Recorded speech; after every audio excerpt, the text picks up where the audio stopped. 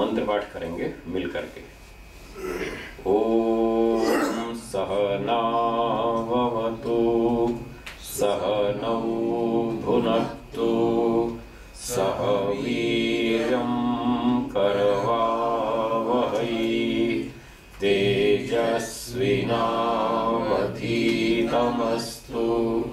मा विद्विषावहै। ओम शांति शांति शांति। मंत्र का अर्थ बताएंगे? हाँ जी। ये मंत्र जो किया पाठ, इसका अर्थ क्या है?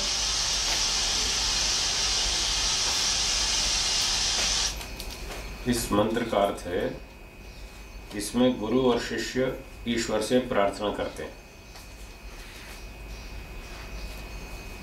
ओम सहना भवतु, हम दोनों मिलकर एक दूसरे की रक्षा करें, गुरु और शिष्य, और भगवान भी हम दोनों की रक्षा करें, पहली बात। दूसरी बात, सहनौ भुनक्तु, हमारे पास जितने भी साधन हैं, रोटी कपड़ा मकान सोना चांदी मोटर गाड़ी, हम दोनों मिलकर उसका प्रयोग करें, गुरु और शिष्य। जो भी संपत्ति है दोनों मिलकर प्रयोग करें, स्वार्थी नहीं बने। फिर सहवीर्यम करवावहै, दोनों मिलकर एक दूसरे की शक्ति को बढ़ाएं। विद्यार्थी गुरु जी की शक्ति को बढ़ावे। कैसे बढ़ाएगा? गुरु जी ने एक बार लेसन पढ़ाया, विद्यार्थी ने फटाफट सीख लिया। एक ही बार पढ़ाने में सीख लेगा तो गुरु जी की शक्ति बढ़ेगी, और वही लेसन 4 बार पढ़ाना पड़ा तो गुरु जी की शक्ति नष्ट होगी। तो इस तरह से विद्यार्थी गुरु जी की शक्ति को बढ़ावे, एक ही बार में फटाफट सीख ले, इतना बुद्धिमान होना चाहिए।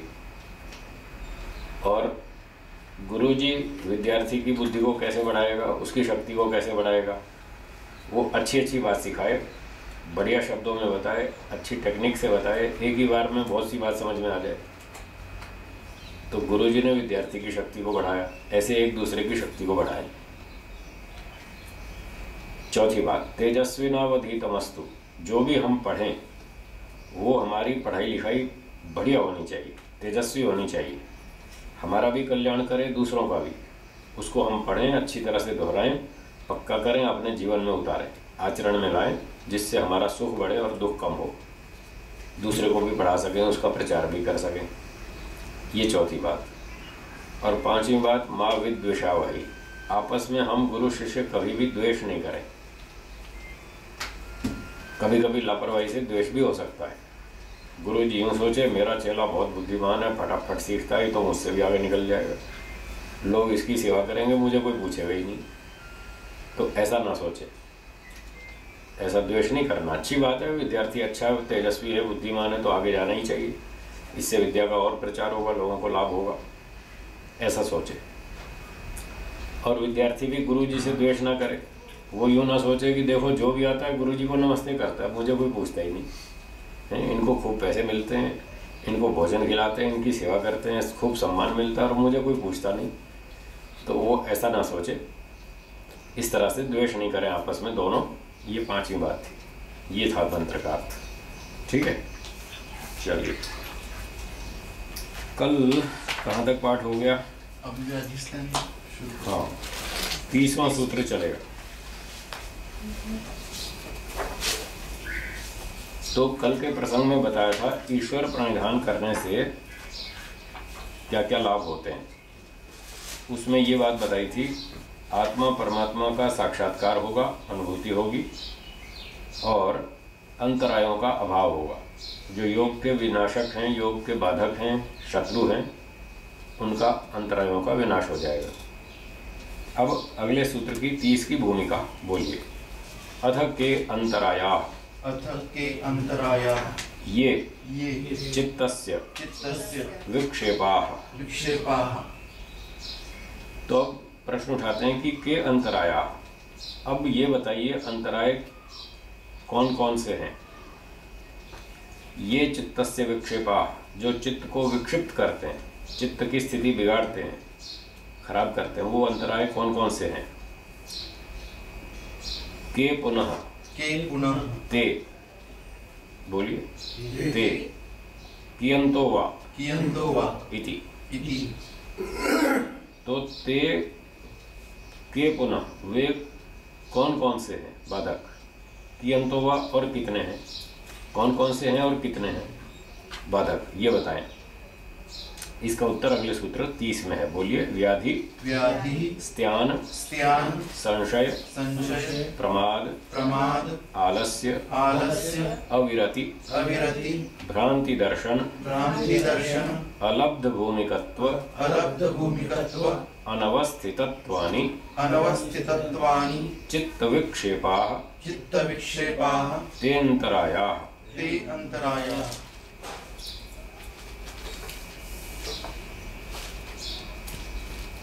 तो ये इस सूत्र में बताए 9 बाधक हैं कुल मिलाकर। एक व्याधि, दूसरा स्त्यान, तीसरा संशय, चौथा प्रमाद, पांचवां आलस्य, छठा अविरति, सातवां भ्रांति दर्शन, आठवां अलब्ध भूमिकत्व, नौवां अनवस्थितत्व। इस प्रकार से ये चित्त के विक्षेप हैं, चित्त की स्थिति को बिगाड़ने वाले हैं। ते अंतराया, इन्हीं को अंतराय कहते हैं, बाधक कहते हैं। तो ये बाधक सारे हट जाएंगे। इनकी व्याख्या भाष्य में पढ़ेंगे, बोलिए। नव अंतरायाः नव अंतरायाः चित्तस्य विक्षेपाः चित्तस्य विक्षेपाः सह एते सह एते चित्तवृत्तिभिर् चित्तवृत्तिभिर् भवन्ति। भवन्ति। तो नव अंतराया, ये 9 अंतराय हैं।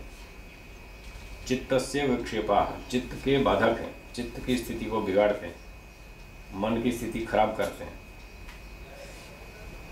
चित्त वृत्ति भी सह एते भवन्ति। जब चित्त वृत्तियां उत्पन्न होती हैं तो उनके साथ साथ ये भी उत्पन्न हो जाते हैं। चित्त वृत्तियां चित्त की स्थिति को बिगाड़ती हैं, ये बाधक भी पैदा हो जाते हैं, वो भी खराब करते हैं। इस तरह से ये 9 बाधक हैं। एतेषाम् अभावे एतेषाम् अभावे न भवन्ति न भवन्ति पूर्वोक्ताः पूर्वोक्ताः चित्तवृत्तयः। चित्तवृत्तयः। इन बाधकों के न होने पर फिर जो पहले बताई थी 5 चित्तवृत्तियां, वो भी नहीं होंगी। बाधक होंगे तो वृत्तियां हो जाएंगी, वृत्तियां होंगी तो बाधक हो जाएंगे। कोई भी हो, दोनों में से एक होगा तो दूसरे पैदा हो जाएंगे। तो यदि ये बाधक नहीं होंगे तो वृत्तियां भी नहीं होंगी। इसलिए इन बाधकों को हटाना चाहिए। अब एक एक की व्याख्या करेंगे। तत्र तत्र व्याधि व्याधि धातु धातु रस रस करण करण वैषम्यम। वैषम्यम। तो पहली जो समस्या है, पहला बाधक जो है वो है व्याधि।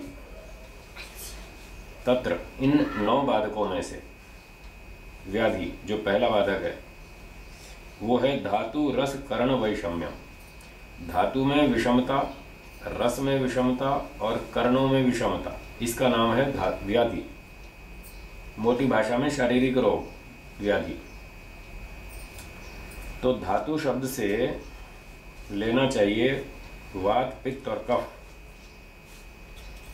ये शरीर को धारण करते हैं। वात पित्त और कफ शरीर को धारण करते हैं। तो धारणात् धातु, जो धारण करे उसका नाम धातु।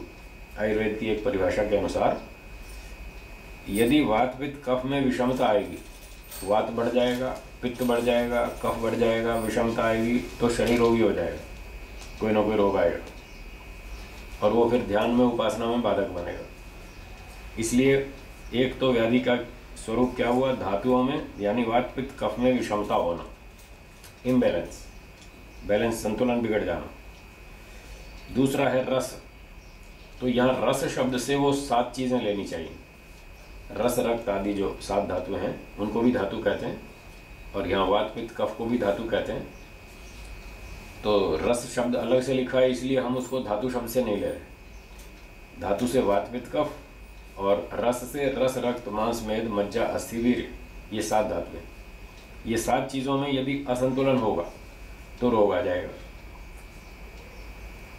ठीक है, किसी का रस जो है वो कच्चा है, रस पकता नहीं तो आम दोष हो जाएगा। वो शरीर में रोग उत्पन्न करेगा, परेशानी होगी। ऐसे ही सारी 7 चीज़ों में जहाँ जहाँ भी असंतुलन होगा तो रोग पैदा होंगे। करण वैषम्य, करण मतलब इंद्रियां, आँख फूट गई, कान बहरा हो गया, उम्र के हिसाब से या चोट से या कैसे भी इंद्रियों में विषमता आ गई, विकलता आ गई, तो ये सब रोग के अंतर्गत शारीरिक रोग में गिना जाता है।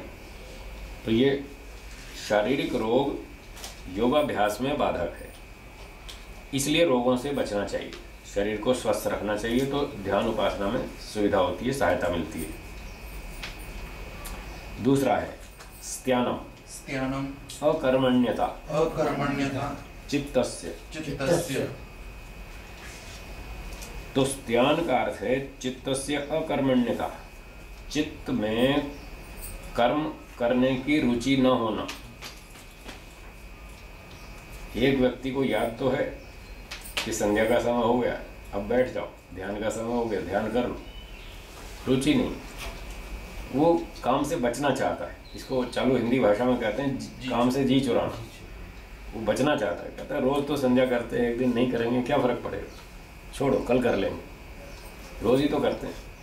ऐसे कोई ना कोई बहाना करके वो काम से बचना चाहता है। तो संध्या हो, हवन हो, और भी अच्छे अच्छे स्वाध्याय आदि जो भी अच्छे कर्म हैं उनसे व्यक्ति बचना चाहता है।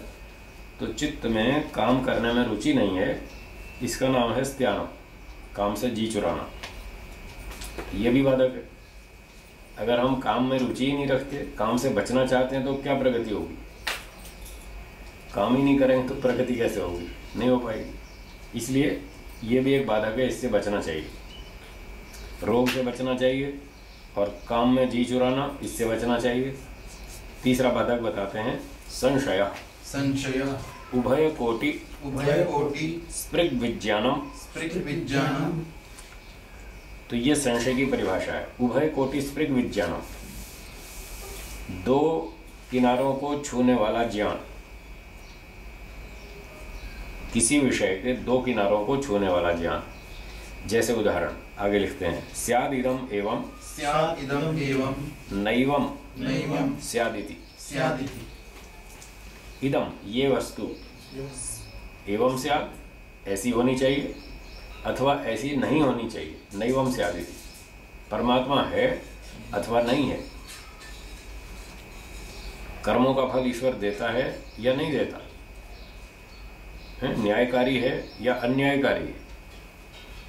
लोग कहते हैं कभी तो न्यायकारी और कभी अन्यायकारी। बताओ, ऐसा थोड़ी होता है। जो अनाड़ी हो, कमज़ोर हो, दुर्बल हो, वो तो चलो मान भी ले, कभी ताकत होती है तो काम कर देता है, नहीं होती तो सो जाता है, ढीला हो जाता है। ईश्वर को ऐसा थोड़ी अनाड़ी कि उसमें शक्ति नहीं है, कोई तकलीफ है, कोई कमी आ जाती है तो वो कभी अन्याय कर दे, कभी भूल जाता हो, कभी स्वार्थ हो जाता हो, कोई लोभ आ जाता हो, चलो आज इसका जेब काट लो, ऐसा ईश्वर थोड़ी करता है। तो लोग ईश्वर को समझते नहीं हैं, इसलिए उल्टी सीधी बात करते हैं। तो जब संसार में घटनाएं देखता है व्यक्ति, तो उसके मन में ऐसे संशय पैदा होता है, पता नहीं ईश्वर न्यायकारी है या अन्यायकारी, वो कर्मों का हिसाब ठीक से रखता है कि नहीं रखता है। इतने सारे जीव हैं, असंख्य जीव हैं, तो लोगों को संशय होता है कि वो अकेला इतने लोगों का हिसाब कैसे रखता होगा। हम तो भूल जाते हैं, 10 आदमियों का भी नहीं रख सकते, 10 तो बहुत दूर की बात है, अपना भी नहीं रख सकते। सुबह से रात तक हमने क्या किया हम नहीं रख सकते यार, भूल जाते हैं। पता नहीं कितने कर्म वाणी से किए, कितने मन से किए, कितने शरीर से किए। तो व्यक्ति सोचता है जब मैं एक अपना भी हिसाब नहीं रख सकता, तो वो इतने अरबों खरबों जीवों का हिसाब कैसे रखता होगा ईश्वर। इसलिए उसको संशय होता, पता नहीं ईश्वर है नहीं है, न्यायकारी है अन्यायकारी है, कर्म फल देगा नहीं देगा। कईयों को तो यही संशय रहता है कि हम इतने अच्छे काम करते हैं, उसका कोई फल नहीं मिलता है, हमारे अच्छे कर्म का फल नहीं मिलता, और लोग बुरे बुरे काम करते हैं, उनको दंड नहीं मिलता। तो ऐसी परिस्थिति देख के उनको डाउट होता है, संशय होता है, पता नहीं ईश्वर है या नहीं है। तो ये संशय कहलाता है कि ये बात ऐसी है अथवा ऐसी है, ये भी बाधक है। मनुष्य क्योंकि अल्पज्ञ है, अल्पज्ञ व्यक्ति को संशय होना स्वाभाविक है, भ्रांति होना स्वाभाविक है, कोई बड़ी बात नहीं है। ईश्वर सर्वज्ञ है, उसको कभी संशय नहीं होता, उसको कभी भ्रांति नहीं होती, उसकी ये समस्या नहीं है। समस्या तो जीवात्मा की है, वो अल्पज्ञ है, थोड़ा जानता है, थोड़ा जानने के कारण कहीं उसको संशय हो जाता है, कहीं भ्रांति हो जाती है। तो यदि किसी को संशय हो जाए तो कोई आश्चर्य की बात नहीं है, परंतु यदि संशय होकर के सदा बना ही रहे तो वो बाधक बन जाएगा, तो गड़बड़, फिर प्रगति नहीं होने देगा। इसलिए सही बात यह है कि संशय हो जाए कोई चिंता नहीं है, पर उसका निवारण जरूर होना चाहिए। उस संशय का, भ्रांति हो जाए कोई बड़ी बात नहीं है, पर उस भ्रांति का निवारण अवश्य होना चाहिए। मुख्य विषय में, अगर मुख्य विषय में भ्रांति दूर हो गई, मुख्य विषय में संशय दूर हो गया, तो बस फिर तो रास्ता साफ है, फिर व्यक्ति चलेगा, पूरे उत्साह के साथ जोर से चलेगा। इसलिए ये संशय हटना चाहिए, यदि बना रहा तो ये बाधक बनेगा। चौथा, प्रमादः। प्रमादः समाधि साधनानां समाधि साधनानां अभावनम। अभावनम। अब ये जो बाधक है चौथा, प्रमाद, ये स्त्यान से मिलता जुलता है, थोड़ा अंतर भी है।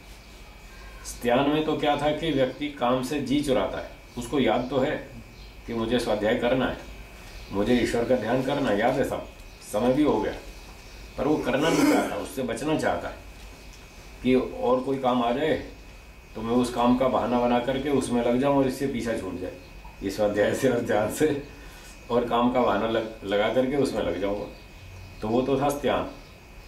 अब प्रमाद में क्या है, समाधि साधना नाम अभावनम।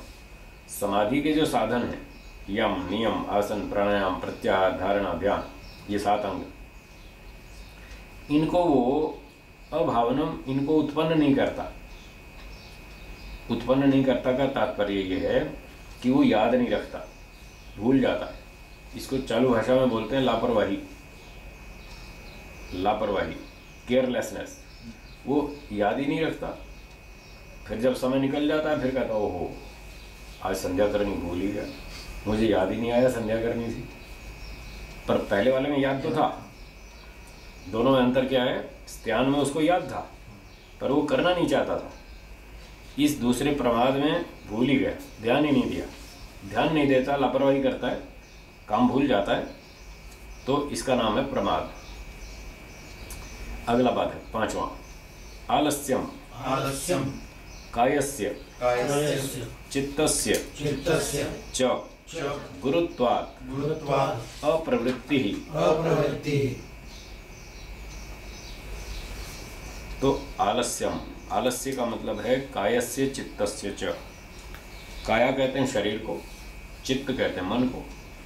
तो शरीर में और मन में गुरुत्वात्, भारीपन होने से, थकान होने से, अप्रवृत्ति, काम में रुचि नहीं हो पा रही, मतलब शरीर साथ नहीं दे रहा। इच्छा भी है, याद भी है, करना भी चाहते हैं, पर शरीर साथ नहीं दे रहा। अब क्या करें, थकान इतनी अधिक है, रात को नींद पूरी हुई नहीं, बस वो मच्छर काटते रहे, गर्मी लगती रही, और अब क्या करें, नींद तो पूरी हुई नहीं, थकान तो बनी हुई है, तो अब बैठेंगे भी तो फिर ऐसे नींद आएगी, आलस्य आएगा।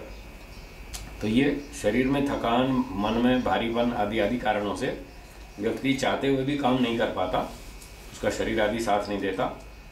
इस दोष या बाधक का नाम है आलस्य। जी, मन में भारीपन का मतलब है? मन भी थका थका सा है। मन में भारीपन का मतलब जैसे शरीर में थकान है ना, तो जब शरीर में थकान होती है तो उसका प्रभाव मन पे भी पड़ता है, मन में भी उत्साह नहीं रहेगा।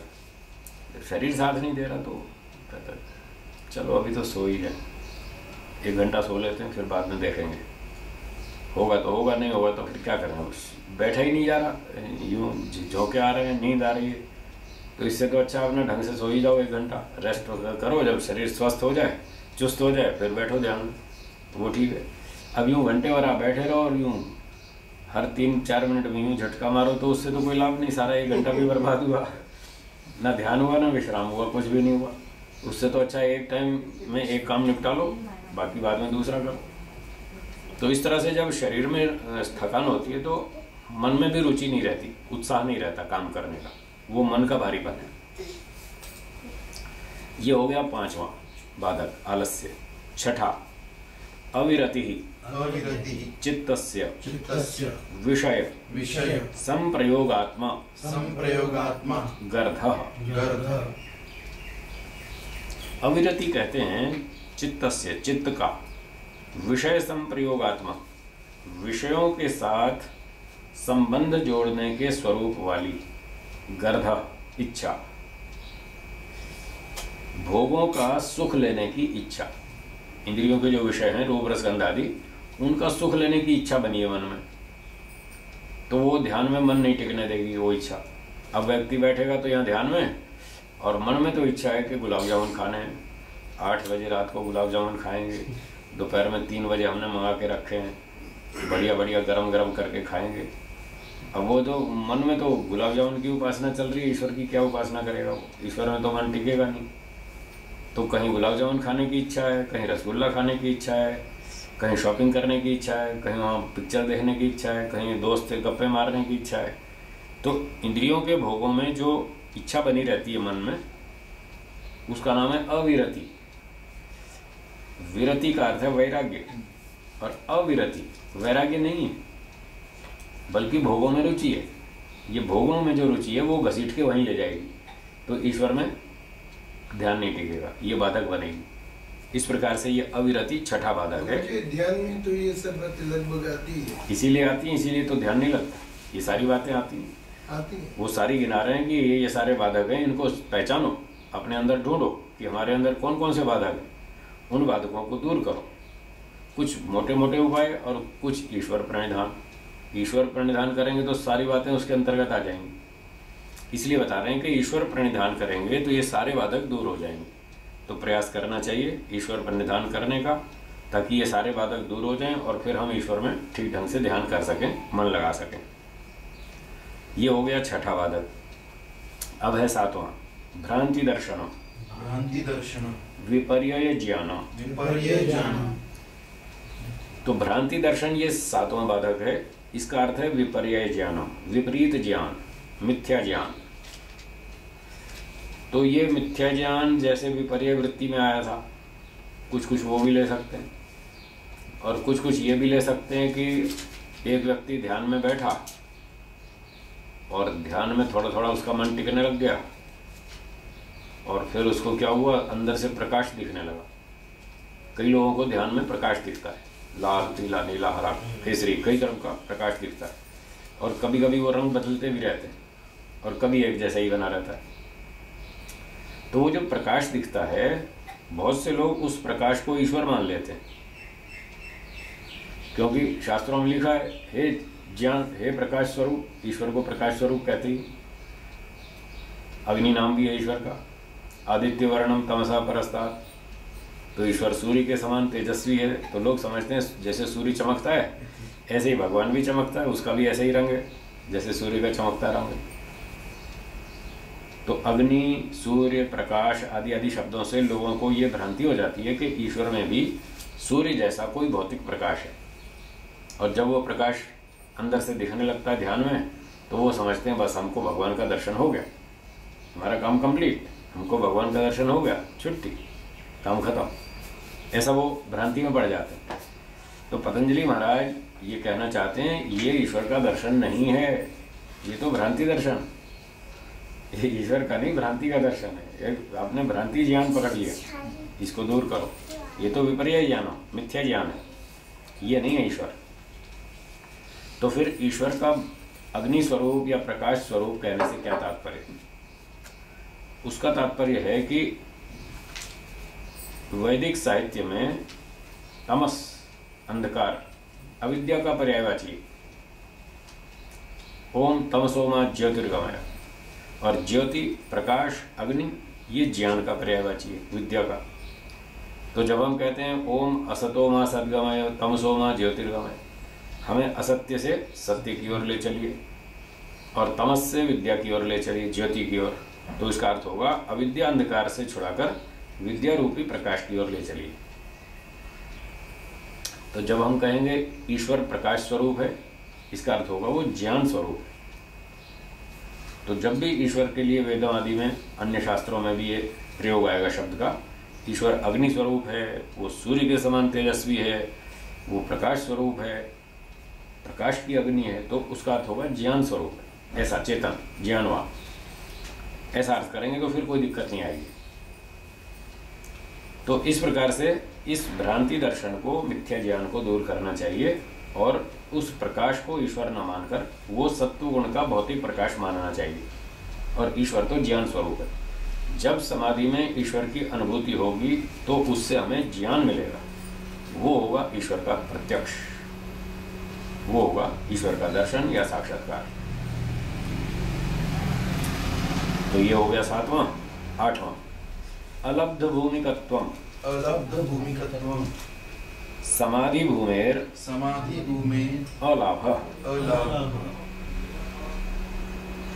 ये 8वां बाधक है जिसका नाम है अलब्ध भूमिकत्वम। भूमि का अर्थ है अवस्था, एक स्टेज, एक स्थिति। समाधि, समाधि एक अच्छी स्थिति है, उस समाधि अवस्था का नाम है भूमि। तो समाधि भूमेर अलाभ, इसकी प्राप्ति न होना। एक व्यक्ति 20 साल से लगा हुआ है, रोज ध्यान करता है और 20 साल हो गए उसको समाधि प्राप्त नहीं हुई, तो उसका उत्साह टूट जाएगा, घबरा जाएगा, टेंशन में आ जाएगा, पता नहीं होगा अभी क्या नहीं होगा, 20 साल तो हो गए, पता नहीं कब होगा, है भगवान है या नहीं है। फिर वही उसको डाउट शुरू हो जाएगा और वो निराश हो जाएगा और कहेगा छोड़ो, क्या हो 20 साल तो हो गए और कब मिलेगा, अब तक नहीं मिला, छोड़ो, वो निराश हो जाएगा। ये एक बाधक है जिसके कारण निराशा पैदा होती है और व्यक्ति प्रयास छोड़ देता है। तो समाधि प्राप्त न होना ये भी एक बाधक है। कोई बात नहीं, तब फिर से ये सोचना चाहिए भाई समाधि तो ऊंचा स्तर है, बीए के लेवल का है, चलो बीए तक पास नहीं हुए, 8वीं तो पास कर ली, 7वीं 8वीं कक्षा तो पास कर ली, इतने पर संतोष करना चाहिए। आगे धीरे धीरे और आगे बढ़ेंगे, धीरे धीरे वहां तक भी पहुंच जाएंगे, ऐसे चलना चाहिए और इस बाधक से बचना चाहिए। निराश होकर के छोड़ना नहीं चाहिए।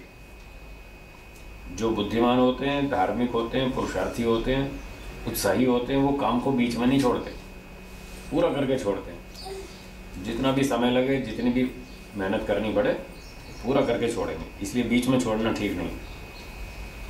और आखिरी 9वां बाधक बोलिए, अनवस्थितत्वम।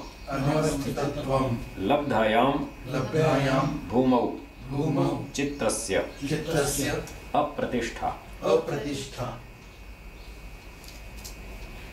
तो एक व्यक्ति को समाधि प्राप्त हो भी गई, लब्धायाम भूमौ, भूमि प्राप्त हो गई, अवस्था मिल गई, पर उसके बाद वो चित्त उसमें टिक नहीं पाया। एक दिन तो मिली, फिर 2 दिन भी मिली, फिर तीसरे दिन छूट गई, फिर 5 साल हो गए, अब तक हाथ में नहीं आई। तो बात आपको ऐसे कई लोग मिलेंगे और हो सकता है आपका भी ऐसा अनुभव हो। कभी कभी ऐसा होता है, चलो समाधि ना सही, ऐसा अनुभव लगभग कई लोगों का होता है कि देखो जी उस दिन हम बैठे, बहुत अच्छा ध्यान लगा, बहुत आनंद आया, मज़ा आ गया, पर आज से 2 साल हो गए, उस दिन के बाद आज तक वैसी स्थिति नहीं आई, 2 साल हो गए। ऐसा तो होता ही है ना, कभी कभी अच्छी स्थिति बन जाती है और फिर वो दोबारा 2 साल 5 साल तक नहीं बनती।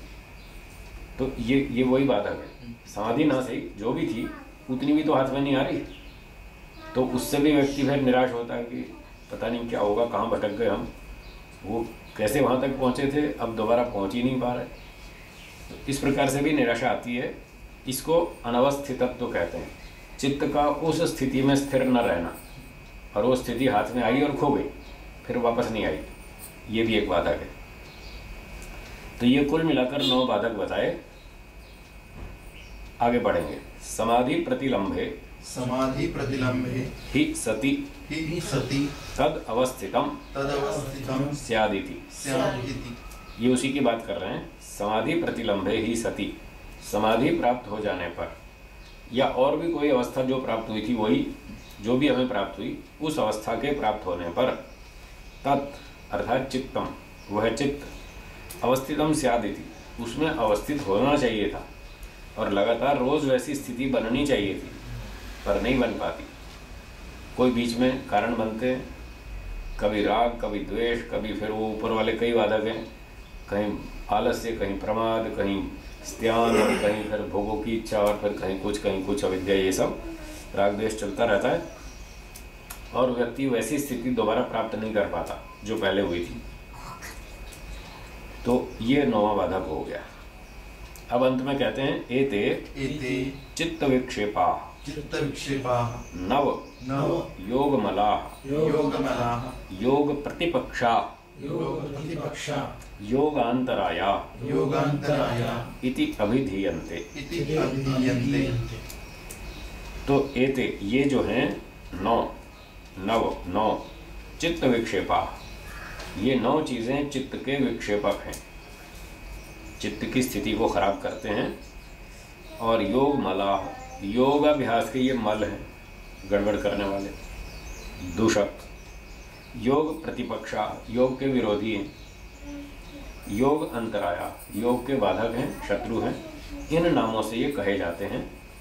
अंतराय कहिए, बाधक कहिए, शत्रु कहिए, योग के मल कहिए, जो भी कहिए, इन नामों से ये कहे जाते हैं। तो ये 9 बाधक ईश्वर प्रणिधान से हट जाते हैं, या तो होते ही नहीं और हो जाएं तो हट जाते हैं। इसलिए ईश्वर प्रणिधान करना चाहिए और इन बाधकों को हटाकर समाधि की प्राप्ति करनी चाहिए। कोई प्रश्न पूछना हो तो बोलिए। 2 प्रश्न हैं। बोलिए। एक तो ये क्रम जो बताए हम्म। 9 का, उसमें कुछ विशेषता है या ऐसे ही पड़ा है? क्रम तो समास के कारण भी होता है। वो व्याकरण के नियम होते हैं। जहाँ छोटे शब्द होते हैं वो पहले रखे जाते हैं द्वंद्व समास में, जो बड़े होते हैं वो बाद में। वो तो क्रम उस कारण से भी हो सकता है। स्थूल और सूक्ष्म की दृष्टि से सोचे तो स्थूल बाधक और सूक्ष्म। वो ऐसा कोई विशेष इसमें विचार नहीं किया, बस इतने बाधक गिना दिए। सब जगह पर ऐसा क्रम नहीं होता। शास्त्रों में 2 तरह का क्रम होता है, एक पाठक्रम और एक अर्थक्रम। तो कहीं अर्थक्रम होता है, कहीं पाठक्रम होता है। अर्थक्रम वहाँ होता है जो प्रैक्टिकल है, व्यावहारिक रूप से जो कार्य पहले किया जाएगा व्यवहार में, जो बाद में किया जाएगा, उसी क्रम से बोलना, ये अर्थक्रम है। और पाठक्रम में ये ध्यान नहीं रखा जाता कि पहले क्या किया जाएगा, बाद में क्या किया जाएगा। बस खाली गिनती कर देते हैं। कोई अतिथि आएगा, उसको भोजन खिला देना, बिस्तर बता देना, रूम बता देना, मुँह हाथ धुला देना, उसको पूछ पाछ लेना भाई ठीक ठाक है। अब ये बस गिनती कर दी, ये कर देना। अब ये थोड़ी इसी क्रम से थोड़ी व्यवहार चलेगा। वो आएगा तो पहले खाना खिलाओ, हाथ बाद में धुलाओ, ऐसा थोड़ी होगा। पहले हाथ धुलाएंगे, फिर बिठाएंगे, फिर उससे हालचाल पूछेंगे, फिर भोजन खिलाएंगे, फिर उसको कमरा बताएंगे, भाई आप यहाँ सो जाओ, विश्राम कर लो, जो भी। तो इस प्रकार से केवल गिनती कर दी तो पाठक्रम, और व्यावहारिक क्रम से बोला तो अर्थक्रम। तो कहीं पाठक्रम होता है, कहीं अर्थक्रम होता है, कहीं व्याकरण के नियमों से शब्दों को आगे पीछे भी कर लेते हैं द्वंद्व समास में। इसमें द्वंद्व समास है, इसलिए कुछ और भी कारण हो सकते हैं। यहाँ पे पाठक्रम। हाँ, यहाँ तो पाठक्रम ही लग रहा है जी। और दूसरा, ईश्वर प्रणिधान से ये कैसे दूर होंगी? क्योंकि जो पता है, हाँ। मेरी जो जान है, हाँ, जितनी जानकारी है उतना तो दूर कर सकते कि कुछ घोटाला कर रहे हो तो ईश्वर प्रणिधान किया, उपस्थिति में हूँ तो ठीक कर दिया। ठीक। जो पता ही नहीं है उसको ईश्वर प्रणिधान कुछ ठीक कर सकते हैं? ईश्वर प्रणिधान क्या है? कि ईश्वर की उपस्थिति में मैं उपस्थित हूँ, हाँ, वो उपस्थिति ही कुछ गलत कर रहा हूँ। ये तो केवल एक भाव है। एक बात, ईश्वर की उपस्थिति में मैं कार्य कर रहा हूँ, ये तो एक भाव है। कल 5 बातें बताई 5 थी, बातें बताई थी ना। पहली बात थी ईश्वर से पूछ के करना। जब आप सारे काम ईश्वर से पूछ के करेंगे तो सारे घोटाले वहीं खत्म हो जाएंगे, पर वहाँ गड़बड़ कोई बचेगी ही नहीं। एक है कि जो पता है ना वही तो ठीक से होंगे, जो पता ही नहीं है। हाँ, तो उसके लिए फिर ईश्वर प्रणिधान में क्या कहा? चलो स्वाध्याय भी करो, अपना ज्ञान बढ़ाओ, चिंतन करो, ध्यान करो। ईश्वर हमारा ज्ञान और बढ़ाएगा, अंदर से बढ़ाएगा। तो जिनका पता नहीं है, आज पता नहीं है, 2 महीने में, 6 महीने में उनका भी पता चल जाएगा। रोज हमारा ज्ञान बढ़ता है, व्यवहार से भी बढ़ता है, चिंतन से बढ़ता है, पठन पाठन से बढ़ता है, क्रियात्मक आचरण से बढ़ता है, ध्यान उपासना से बढ़ता है। तो ये ईश्वर प्रणिधान के अंतर्गत है कि नियम पूर्वक सारे काम करो। सोना, जागना, उठना, बैठना, खाना पीना, व्यवहार, व्यायाम करना, सारी स्वास्थ्य की ध्यान रखना, देखभाल करना। तो जब ये सारे काम करते जाएंगे तो सारा ईश्वर प्रणिधान चल रहा है। और इसके करने से हमको बहुत सारी गलतियाँ समझ में आती जाएंगी कि हम पहले उस दिन वो चीज़ खा ली हमने, वो ठीक नहीं हुई, उसका परिणाम अच्छा नहीं आया, तो आज वो सुधार करेंगे, आज उस तरह से नहीं खाएंगे, वो चीज़ नहीं खाएंगे। तो देखो ईश्वर प्रणिधान से पता चल गया, गलतियां भी समझ में आ गई, जो पहले भूलें हुई वो भी आज पकड़ में आ गई, और वो हम ठीक भी कर लेंगे, क्योंकि हम ईश्वर की सम्मति से कार्य करते हैं, ईश्वर से पूछ के करते हैं, ईश्वर की परमिशन से करते हैं। इसलिए जो जो गलतियां समझ में आती जाएंगी उनको छोड़ते जाएंगे, तो रोग आदि सब हट जाएंगे, स्वास्थ्य ठीक होता रहेगा, ऐसे सारे बाधे घट जाएंगे। फिर कभी काम में जी चुराने की इच्छा होगी तो ईश्वर प्रणिधान करना पड़ेगा, उससे पूछना पड़ेगा, हे ईश्वर आज तो इच्छा नहीं है संध्या करने की, छोड़ दूँ आज? ईश्वर क्या बोलेगा? नहीं, बिल्कुल नहीं छोड़ना।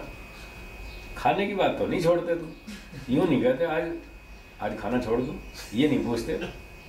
खाने के लिए तो डबल खाएगा, भूख नहीं होगी तो भी खाएगा, और स्वाद लगती है तो और ज़्यादा खाएगा, और यहाँ संध्या में जान छुड़ाना चाहता है, ऐसा नहीं चलेगा।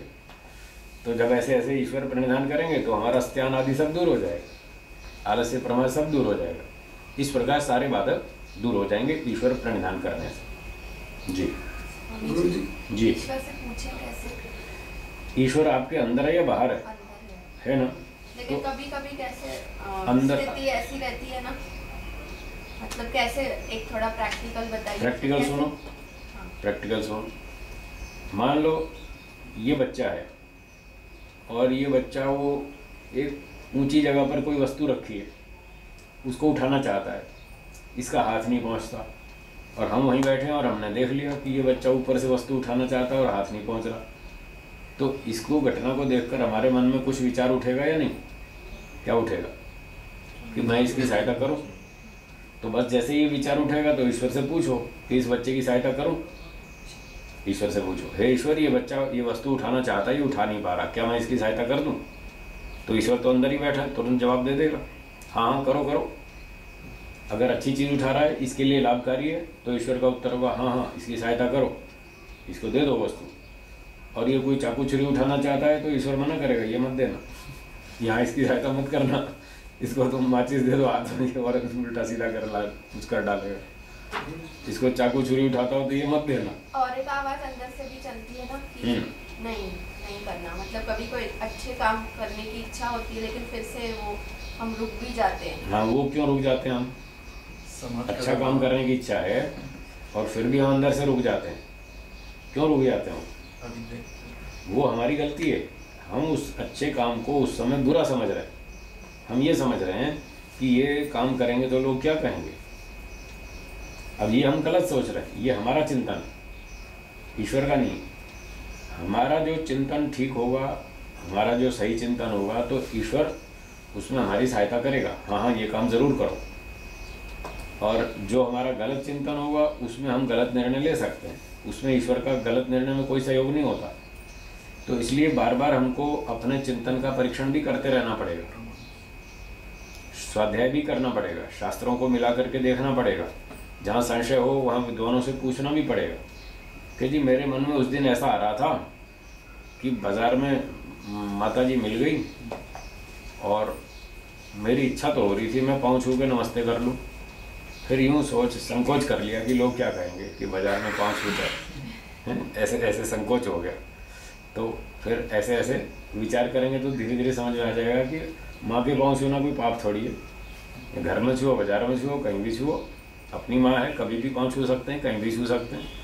सुबह हमको माता जी नहीं मिली थी, अब पहली बार मिली, उस दिन में पहली बार वहाँ सामने आमने हुए, तो जब भी पहली बार मिले पाँव छू के नमस्ते कर लो, क्या बोलिए इस बार। तो ऐसे ऐसे स्वाध्याय से, चिंतन से, मनन से, विचार से जो हमारी अविद्या के कारण हमने गलत निर्णय लिया था वो भी ठीक हो जाएगा। तो धीरे धीरे वो गलतियाँ सारी दूर होती जाएंगी। संस्कार का, हाँ जी, संस्कार का भी कुछ रोल होता है। हाँ, ये संस्कार की वजह से ही हमको ये शंका हुई कि ये करूँ या नहीं करूँ, लोग क्या कहेंगे, ये संस्कार के कारण ऐसा हुआ। जी, कोई साधन में बैठा है और साधना करते करते उसको विचार आ गया कि मुझे सत्संग में जाना है जी, तो उस हालत में क्या करना चाहिए? उसको एक तो छोड़ना पड़ेगा।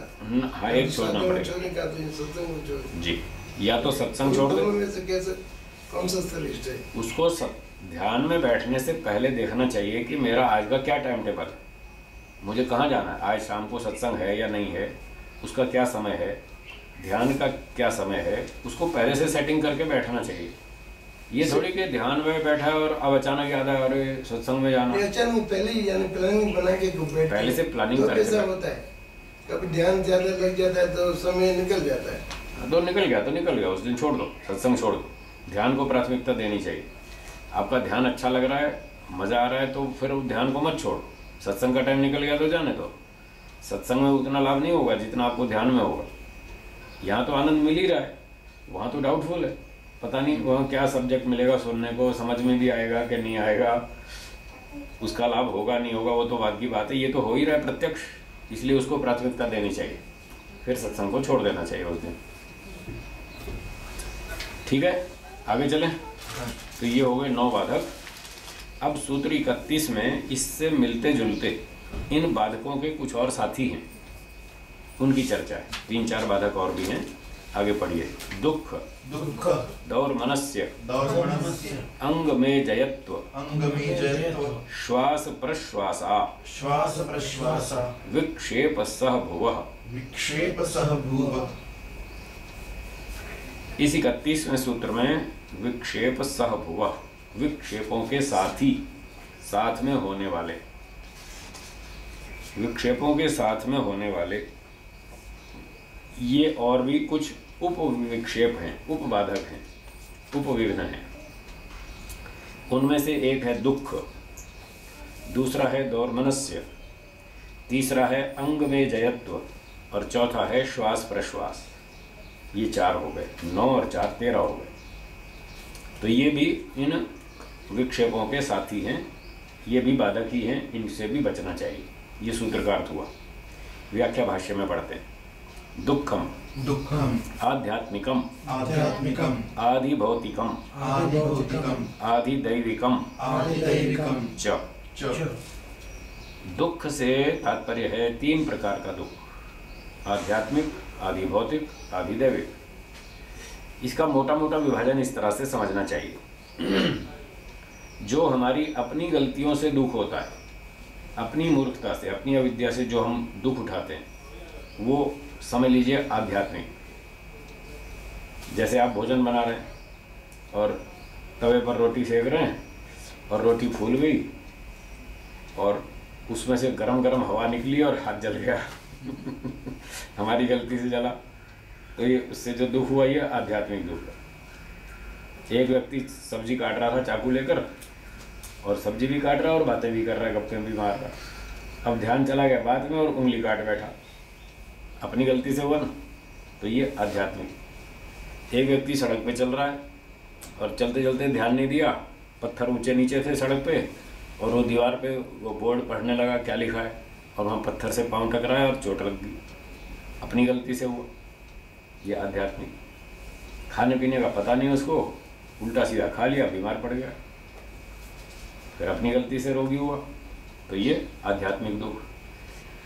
एक ने व्यापार में गलत निर्णय लिया कि इस सौदे को इस तरह से बेचना चाहिए, इसमें लाभ होगा, और वो निर्णय था गलत और नुकसान उठाया, तो अपनी गलती से हुआ ये आध्यात्मिक दुख। इस प्रकार से बहुत सारी गलतियां हम खुद स्वयं करते हैं, अपनी अविद्या के कारण वो गलतियां करते हैं और उससे हमको दुख भोगना पड़ता है, ये आध्यात्मिक दुख है।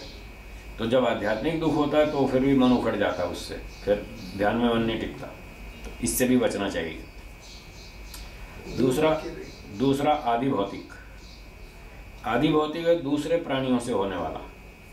मच्छर काटता है, मक्खी परेशान करती है, कुत्ता काटता है, सांप बिच्छू परेशान करते हैं, कौवे कबूतर चिड़ियाँ घर में घुस जाती हैं, चोर डाकू आ जाते हैं, आतंकवादी आता है, गोली मारता है, बम फेंकता है, ट्रेन का बस का एक्सीडेंट होता है, कोई विमान दुर्घटना हो जाती है। ऐसे दूसरे प्राणियों, मनुष्यों आदि की गलतियों से जो दुख हमें अन्यायपूर्वक भोगना पड़ता है, अन्यायपूर्वक, ये ध्यान दीजिए।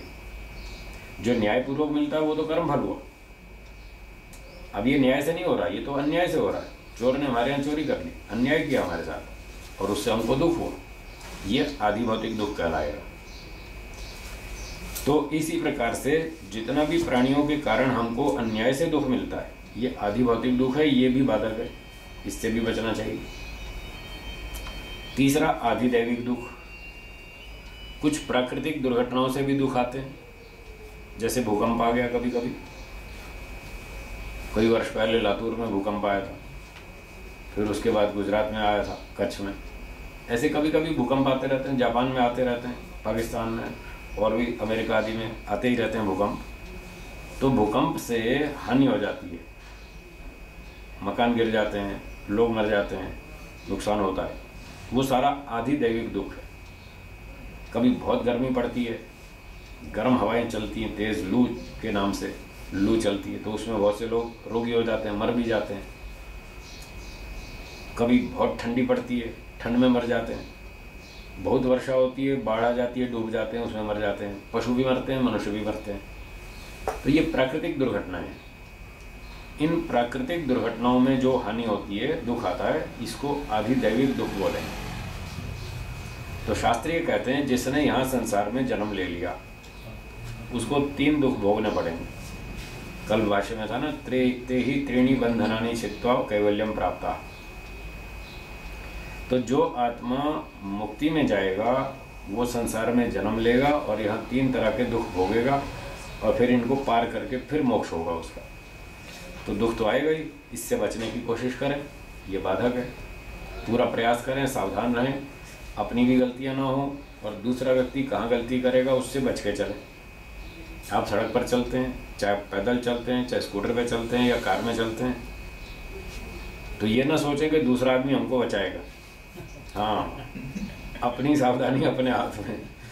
हम इतनी सावधानी से चलें सड़क पर, खुद को भी बचाना है और दूसरे को भी बचाना है। इतनी सावधानी रखेंगे तो जाके दुर्घटनाओं से बच पाएंगे। और लापरवाही करेंगे तो खुद भी मारे जा सकते हैं, दूसरा भी मार सकता है, कोई भी टक्कर मार सकता है। जी, ऐसा भी अक्सर करके होता है, हम संभाल के चलते हैं, संभाल के देख के चलते हैं, दूसरे को बचाने की कोशिश करें, अब पीछे से कोई ठोकर लगा दे तो। इसीलिए तो कहा मोक्ष में जाओ, इसीलिए तो कहा ना मोक्ष में जाओ। यहाँ रहोगे तो टक्कर लगेगी, चाहे पीछे से लगे, चाहे दाएं से लगे, चाहे बाएं से लगे, कहीं से भी लगे। यहाँ तो खतरा है। आज के भीड़ के जमाने में ऐसा होता ही है। यहाँ तो 24 घंटे खतरा है। भीड़ क्या, अकेले हो तो अपनी गलती से भी हो सकता है, कहीं भी कोई भी किसी की भी गलती हो, नुकसान हो सकता है। यहाँ पर सुरक्षा नहीं। आप अब तो चलो सड़क पे भी नहीं चल रहे, घर में बैठे हैं, रात को भूकंप आ गया, मकान की छत गिर गई, बोलो क्या करेंगे? वो अपने बस की बात नहीं है ना। तो जो संसार में आएगा, जन्म लेगा, उस पर ये तीनों दुख का खतरा है हर समय। कहीं भी जाओ, पूरी सुरक्षा यहाँ नहीं है। पूरी सुरक्षा केवल मोक्ष में है।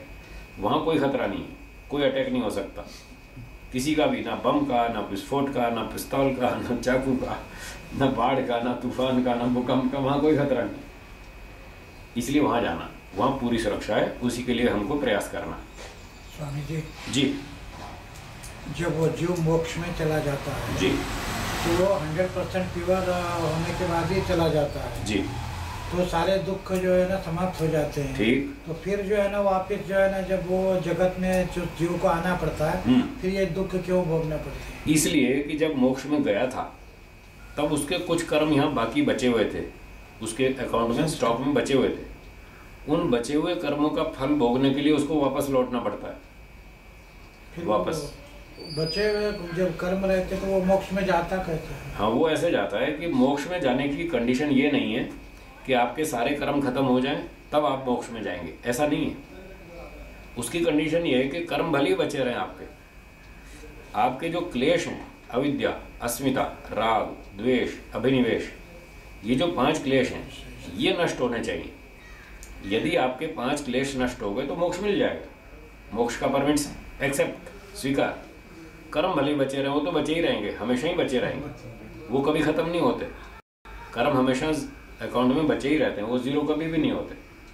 अगर सारे जीरो हो गए तो मुक्ति से लौटेंगे कैसे? कर्म तो है ही नहीं, फिर मुफ्त में तो ईश्वर शरीर देगा नहीं। इसलिए कुछ भगवान बचा के रखता है, हमारे कर्म हमेशा ही बचा के रखता है, आज भी और आगे भी, तब भी, मोक्ष में भी। तो 5 क्लेश यदि नष्ट हो गए तो मोक्ष हो जाएगा, कर्म बचे रहेंगे। उन बचे हुए कर्मों का फल भोगने के लिए फिर मोक्ष से वापस लौट कर आएंगे और फिर दोबारा हमारी नई यात्रा शुरू हो जाएगी मोक्ष के लिए। अब फिर आगे अच्छे अच्छे काम करेंगे 100%, फिर मोक्ष हो जाएगा। और नहीं करेंगे तो जैसे करेंगे वैसा कर्म फल जन्म जन्म चलता रहेगा, जन्म मरण का चक्कर चलता रहेगा। ठीक हो गया? तो ये हुए 3 प्रकार के दुख। अब दुख की परिभाषा करते हैं। ये तो विभाग था, परिभाषा बोलिए। ये न ये अभिहता अभिहता प्राणिनः प्राणिनः तद उपघाताय तदुपघाताय प्रयतन्ते प्रयतन्ते तद दुःखम। तद्दुःखम्। कई लोग क्या कहते हैं ये दुख सुख की कोई सत्ता नहीं है, ये तो अपनी कल्पना है, मन की कल्पना है। कोई किसी चीज़ में दुख मानता है तो उसको दुख लगता है, कोई उस चीज़ में सुख मानता है तो सुख लगता है। आपको सिगरेट पीने में दुख लगता है, हमको सुख लगता है। वो तो कहते हैं तो मन की बात है। आपको शराब पीने में आप बुरा समझते हैं, हम तो अच्छा मानते हैं, तो आप मत पियो, हम पिए। कोई सुख दुख की अपनी कोई सत्ता तो है नहीं, ये तो कल्पना की बात है। ऐसा मानते हैं बहुत से लोग, पर उनकी मान्यता ठीक नहीं है, गलत है। एक व्यक्ति से मैंने कहा जो ऐसी बात कर रहा था कि सुख दुख तो अपनी कल्पना के ऊपर आधारित है, उसका कोई अपना अस्तित्व तो है नहीं। मैंने कहा अच्छा, कभी आपके सर में चोट लग जाए, पत्थर लगे जोर से, सर फूट जाए, खून निकलने लगे, तब आप सुख की कल्पना करना। बोलो करेंगे? अब क्यों नहीं करते? आप तो कह रहे हैं ना सुख दुख अपनी कल्पना की बात है। जब सर में चोट लगे, सर फूटे, तब ऐसा सोचो वाह बहुत मजा आ रहा है, बहुत अच्छा, बहुत सुख हो रहा है, ऐसा सोचो ना। फिर देखें कितना सुखी होते हैं आप। इससे पता चलता है वो काल्पनिक नहीं है, वो वास्तविक है। चोट लगने पर, पेट दुखने पर जो दर्द होता है, दुख होता है, कटफट जाने पर शरीर के जो दर्द होता है, दुख होता है, वो वास्तविक है, वो असली है। तो सुख दुख की अपनी सत्ता भी है, और वो बात भी ठीक है। कुछ कुछ हम अपनी कल्पना से भी उसको घटा बढ़ा सकते हैं। तो दोनों तरह का है, कुछ कल्पना से भी घटाया बढ़ाया जाता है सुख दुख, और कुछ इसका अपना अस्तित्व भी है। तो यहाँ परिभाषा में बताते हैं, ये न अभिहता प्राणिनः, जिससे पीड़ित होकर प्राणी लोग, तद उपघाताय प्रयतन्ते, उसके विनाश का प्रयत्न करते हैं। जिससे परेशान होकर के उसको नष्ट कर देना चाहते हैं, उसका नाम दुख है। तो सर में चोट लगी, दर्द हुआ, अब इससे परेशान हो गया व्यक्ति, अब इसका नाश करना चाहता है और भागता है डॉक्टर साहब के पास। डॉक्टर साहब चोट लग गई, खून निकल रहा है, फटाफट कुछ करो। अब उसके विनाश के लिए वो प्रयास करता है। तो इसका नाम है दुख, जिससे व्यक्ति घबराता है, जिसको भोगना नहीं चाहता, न चाहते हुए भी भोगना पड़ता है, बस उसी का नाम दुख है। और जिसको खूब चाहता है और मिलता नहीं, उसका नाम सुख है। खूब चाहता है, ये मिल जाए, वो मिल जाए, वो मिल जाए, और मिलता नहीं, उसका नाम ही तो सुख है। सारी दुनिया सुख के पीछे भाग रही है और वो मिलता नहीं। थोड़ी देर के लिए मिलता है, बस फिर भाग जाता है। थोड़ा सा सुख मिलता है, फिर खत्म हो जाता है। इस प्रकार से खीर पूरी खाते हैं, हलवा मिठाई खाते हैं, पूरी कचौरी खाते हैं, देखो बाजार में लोग कितना खुश होकर खाते हैं, सुख मिलता है ना। तभी तो लाइन लगती है रेस्टोरेंट में, वेटिंग में बैठते हैं, 1-1 घंटा, 2-2 घंटा वेटिंग में, कब नंबर आएगा खाने के लिए। बताओ, घर में तुम्हारे को खाना नहीं मिलता? खाने के लिए तुम लाइन में लगे हो होटलों में, अपने घर में बना के खाओ बढ़िया बढ़िया। फिर भी लोग खाते हैं, उसमें सुख मिलता है उनको। तो सुख की अपनी सत्ता है, दुख की अपनी सत्ता भी है, और कुछ कुछ हम इसको घटा बढ़ा भी सकते हैं अपने विचारों से। वो कैसे बढ़ाते घटाते हैं, सुनिए। एक व्यक्ति ने अपने पड़ोसी को गाली दी, झूठा आरोप लगा दिया, अपमान कर दिया एक बार, और उस पड़ोसी ने एक बार जब गाली दी, अपमान किया, तो एक बार तो दुख हुआ उसको। अब वो पड़ोसी उसको 6 महीने तक रोज दोहराता है, मेरा पड़ोसी बहुत नालायक है, बहुत दुष्ट आदमी, ये मुझ पर झूठा आरोप लगाता है, सब में बदनाम करता है, बहुत खराब। अब 6 महीने तक रोज दोहराता है, उसका दुख बढ़ता जाएगा। जितना जितना इस तरह से दोहराएगा, उसका दुख इतना इतना बढ़ता जाएगा। अब उसने तो केवल एक ही बार अपमान किया था, एक ही बार दुख दिया, और ये रोज का रोज बढ़ाया जा रहा है। ये हम अपनी कल्पना से बढ़ा रहे हैं। इस तरह हम अपने दुख को बढ़ा भी सकते हैं, और इससे उल्टी प्रक्रिया करेंगे तो इसको रोक भी सकते हैं।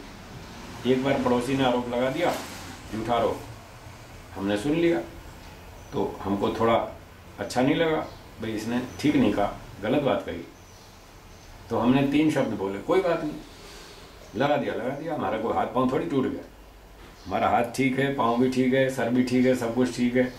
थोड़ा सा आरोप लगा दिया, हमने पड़ोसियों को बता दिया कि झूठ बोलता है, हमने ऐसा कुछ नहीं किया है, झूठा आरोप, हमने ऐसा कुछ नहीं किया, बस थोड़ा सा स्पष्टीकरण कर दिया, और अपना मस्त रहो, उसको दोहरावी मत, उसको रिपीट मत कीजिए, तो आपका ये 6 महीने तक का दुख नहीं बढ़ेगा, उसको आप ब्रेक लगा सकते हैं। और अगर इतने से भी ना रुकता हो, कोई बात नहीं, इतने से ना रुकता हो तो फिर एक और शब्द है दूसरे, ईश्वर न्याय करेगा, बस उसको ईश्वर के न्याय पर छोड़ दीजिए और बार बार दोहराना बंद कर दीजिए, तो आपका दुख खत्म हो जाएगा। जो ऐसे बुद्धिमत्ता से काम करेगा वो अपने दुख को घटा सकता है, जो काल्पनिक दुख बढ़ाने वाला था उसको रोक सकता है। और अगर वो ये बुद्धिमत्ता नहीं करेगा तो थोड़ा सा दुख को वो 10 महीने तक, साल भर, 2 साल, 5 साल तक भी बढ़ाए रखे, वो उसके हाथ में। इसी तरह से सुख की बात है। मान लो किसी व्यक्ति का बेटा स्कूल में फर्स्ट आ गया, तो उसको बढ़िया गोल्ड मेडल मिल गया, इनाम मिल गया, और बेटा भी खुश हो गया, उसका बाप भी खुश हो गया कि मेरा बेटा स्कूल में फर्स्ट आया। उसको बहुत खुशी हुई। कितनी बार फर्स्ट आया? एक बार। तो एक बार खुशी होनी चाहिए। अब वो रोज़ उसको याद करता, मेरा बेटा स्कूल में फर्स्ट आया, और रोज़ जो भी मिलता उसको सुनाता, देखो मेरा बेटा स्कूल में फर्स्ट आया। वो 50 दिन तक रोज़ मिलता है लोगों को, रोज़ सुनाता, तो उसका सुख बढ़ता जाएगा। इस तरह से व्यक्ति सुख को बढ़ा भी सकता है। तो सुख को बढ़ा भी सकते हैं, घटा भी सकते हैं, दुख को बढ़ा भी सकते हैं, घटा भी सकते हैं, वो पोर्शन तो है हमारे हाथ में। लेकिन उससे पहले जो असली दुख सुख था, अपनी अस्तित्व से, अपनी सत्ता से, वैसा भी है, पूरा का पूरा काल्पनिक नहीं। ये बात समझनी। ठीक है जी। हाँ बोलिए, प्रश्न है तो बताइए। कल्पना से तो मेरे ख्याल से बड़ा घटा नहीं सकते हैं, कुछ और भी प्रोसेस होती रहेगी अंदर। प्रोसेस जो भी हो, पर हम इस तरीके से, जैसे मैंने अभी बताया, इससे हम बढ़ा भी सकते हैं और घटा भी सकते हैं। अंदर मन में और रजोगुण उभरेगा, वो प्रोसेस अलग हो, वो तो होगी, उसका हम निषेध नहीं कर रहे, वो भी होती रहती है। पर उसकी पद्धति यही है कि हम ऐसा सोचेंगे तो दुख बढ़ जाएगा, ऐसा सोचेंगे तो नहीं बढ़ेगा, ऐसा सोचेंगे तो सुख बढ़ जाएगा, और ऐसा नहीं सोचेंगे तो सुख नहीं बढ़ेगा। इस तरह से बढ़ाना घटाना हमारे हाथ में, हमारे चिंतन पर आधारित है, किस तरह से हम सोचते हैं। एक घटना को एक व्यक्ति अलग ढंग से देखता है, उसी घटना को दूसरा व्यक्ति अलग ढंग से देखता है, तो दोनों सुखी दुखी अलग अलग स्तर पर होंगे। दोनों व्यक्तियों का ज्ञान का स्तर अलग अलग है। दोनों व्यक्ति रेल में जा रहे थे और टीटी ने दोनों का अपमान कर दिया, तुम बिना टिकट चलते हो। तो दोनों ने टिकट निकाल के दिखाई, देखो साहब हमारे पास टिकट है, आप हमको बिना टिकट क्यों बोलते हो। ठीक है, तो टीटी ने गलत आरोप लगाया कि तुम बिना टिकट चलते हो, दोनों को ऊपर लगाया। तो बात आई गई हो गई, वो रफा दफा हो गई, टीटी अपना चला गया। लेकिन उन दो व्यक्तियों में से एक तो रात भर सो ही नहीं पाया। टीटी ने मुझे बिना टिकट क्यों कहा, वो रात भर सो ही नहीं पाया, पूरी रात दुखी होता रहा। और दूसरे ने कहा बोल दिया, तो बोल दिया, क्या फर्क पड़ गया, मेरे पास टिकट तो था ही, मैं कोई बेटिकट तो था ही नहीं, बोल दिया, चला गया, बात खत्म हो गई, वो अपना मजे से सोया। अब देखिए, एक ही घटना है, दोनों व्यक्ति उसको अलग अलग ढंग से देख रहे हैं, तो दोनों के ऊपर उसकी अलग अलग प्रतिक्रिया होगी। एक रात भर दुखी रहेगा और दूसरा मजे से सोएगा। इस तरह से हम बड़ा घटा सकते हैं। जी, कितना ज्ञान है उसके ऊपर, उस पर आधारित है। हाँ, जिसका ज्ञान अच्छा है, जिसके पास उपाय है, जिसके पास तत्व ज्ञान है, जिसके पास वैराग्य है, वो तो यूं हवा में उड़ा देगा, इतनी देर में उसको खत्म कर देगा, वो दुखी नहीं होगा। और जिसके पास तत्व ज्ञान नहीं है, वैराग्य नहीं, वो बेचारा दुखी होता रहेगा, बार बार उसको रिपीट करता रहेगा और सोचता रहेगा इसने ऐसा क्यों किया, ऐसा क्यों किया। उसके मन में प्रश्न उठते ही रहेंगे, उसके पास उन प्रश्नों का उत्तर नहीं है, इसलिए वो दुखी रहेगा। जिसके पास प्रश्नों का उत्तर है, हर एक प्रश्न का उत्तर है, वो फटाफट निपटा देगा। जैसे ही प्रश्न उठेगा उसका उत्तर तैयार है, अगला प्रश्न उठेगा उसका भी उत्तर तैयार है, तीसरा उठेगा उसका भी तैयार है। थोड़ी देर में प्रश्न खत्म, मजे से सोएगा, खूब बढ़िया नींद आएगी, मस्त रहेगा, सारा जीवन आनंद से जिएगा। ये तत्व ज्ञान यही काम करता है कि जो जो मन में प्रश्न उठते हैं उनका उत्तर तैयार करता रहता है, और सारे प्रश्नों का उत्तर उसके पास तैयार है, कोई समस्या नहीं, वो सारे दुखों को पार कर लेता है। मतलब वो बहुत कम दुखी हो पाएगा। जैसे गर्मी लगेगी, ठंडी लगेगी, थोड़े बहुत ये जो भौतिक सारे आते हैं दुख, बस इतने तो उसको भोगने पड़ेंगे। मानसिक दुखों का तो पूरा पूरा इलाज कर लेगा। ये तत्व ज्ञान का वैराग्य का लाभ, इस तरह से। और जो एक और चीज़ है कि एक दृष्टांत दिया जाता है कि जैसे जीवात्मा है, टीवी देख रहे हैं, मन में जो भी प्रतिसंवेदी ज्ञान है उसको देख रहे हैं, तो वो जीवात्मा में सुख दुख तो प्रवेश नहीं कर सकते। ठीक है। तो ये जो सुख और दुख की सत्ता है वो बढ़ाता है कल्पना से या घटाता है कल्पना से, तो ये कैसे वहाँ पे समझनी चाहिए? ठीक बात है, बहुत अच्छा प्रश्न है। मैंने प्रश्न भी ठीक से समझ मैं समझ गया, प्रश्न आपका समझ गया। आप ये कहना चाहते हैं कि जीवात्मा एक ऐसी वस्तु है जिसमें कोई चीज़ घुसती तो है नहीं, घुलती मिलती तो है नहीं, फिर वो सुख बढ़ाया कैसे उसने? उसके अंदर तो गया ही नहीं सुख, और दुख भी नहीं गया, फिर वो बढ़ा कैसे और घटा कैसे? यही प्रश्न है ना। इसका उत्तर ये है कि जीवात्मा जो सुख दुख की अनुभूति करता है, भोग करता है, वो है क्या? पहले इसका स्वरूप समझ लें। देखिए, ये पंखा है, आप इस पंखे को देखिए, आपको इस पंखे के रूप की जानकारी हुई। ये सफ़ेद पंखुड़ी वाला है और बीच में इतना इतना गोल है, इसमें 3 पंखुड़ियां हैं और इतनी गति से चल रहा है। आपको इसकी जानकारी हो गई, रूप की, आँख के माध्यम से रूप गुण की जानकारी हो गई। क्या पंखा आपके अंदर घुस गया? नहीं घुसा। पंखा तो वहीं है, छत पर लटका है और घूम रहा है। हमें क्या हुआ? सिर्फ इंफॉर्मेशन, सिर्फ जानकारी हुई, इतना ही तो हुआ ना, और तो कुछ नहीं हुआ। तो जैसे हमें पंखे के रूप गुण की जानकारी हुई, पंखा द्रव्य है उसकी भी जानकारी हुई, बस जानकारी मात्र होती है और आत्मा में कुछ नहीं घुसता। इसी तरह से जैसे रूप की जानकारी आँख के माध्यम से चित्त में आई और चित्त में उस छपे हुए रूप को आत्मा ने देखा, तो आत्मा को चित्त में छपे हुए इस रूप के चित्र का ज्ञान हो गया। बस यही उसका भोग है, यही उसकी प्राप्ति है। केवल अनुभूति होती है, ज्ञान मात्र होता है। तो यहाँ तो रूप का ज्ञान हुआ। अब वो और आगे सोचता है, यदि ये रूप उसको अच्छा लगा, अनुकूल है, उसके विचार संस्कार के अनुकूल है, तो वो इसमें सुख का अनुभव करेगा। अगर पंखे का डिज़ाइन और कलर उसको पसंद है तो वो कहेगा वाह बहुत अच्छा पंखा है, बहुत बढ़िया, मज़ा आ गया। और मान लो पंखे का कलर और डिज़ाइन उसके अपने संस्कारों के अनुकूल नहीं है, तो उसको पसंद नहीं आएगा। वो कहेगा ये कोई पंखा है, बेकार, बाबा आदम के ज़माने का पंखा है। अब इतने अच्छे अच्छे नए नए पंखे हैं, क्या सड़ा हुआ पंखा लगा रखा है तुमने। उसको वो रूप पसंद नहीं आया, कलर डिज़ाइन पसंद नहीं आया, तो वो उससे दुखी होता रहेगा। तो दुखी जब होता है तो केवल एक फीलिंग होती है, एक अनुभूति मात्र होती है। कोई दुख नाम का गुण आत्मा में घुसता नहीं है,